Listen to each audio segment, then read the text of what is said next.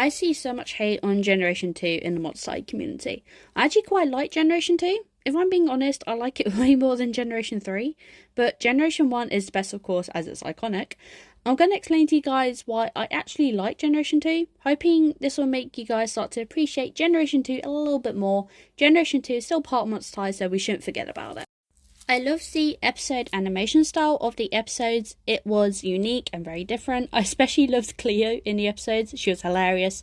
I also loved the movie animation. Some people found it slightly creepy, but I loved it. I loved the G2 movies, especially Electrified.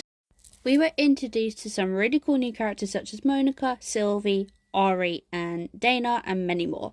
I especially love Monica. She was hilarious. Fun fact, she is also the big sister of Giulia Yelps. In the Monster High timeline, I like to think that Generation 2 takes place before Generation 1.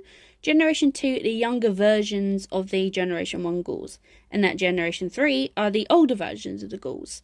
I think of Generation 1 as high school, Generation 2 as middle school, and Generation 3 as university.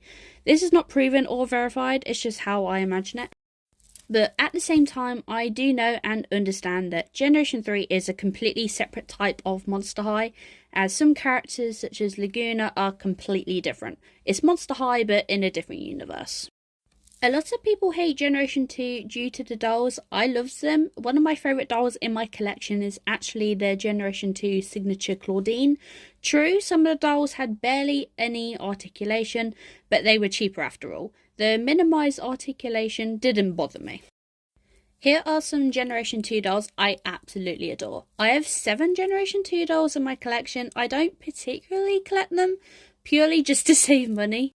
Whether you love or hate Generation 2, people still worked hard on it, and we shouldn't be horrible about it, and you shouldn't criticise people who do like Generation 2.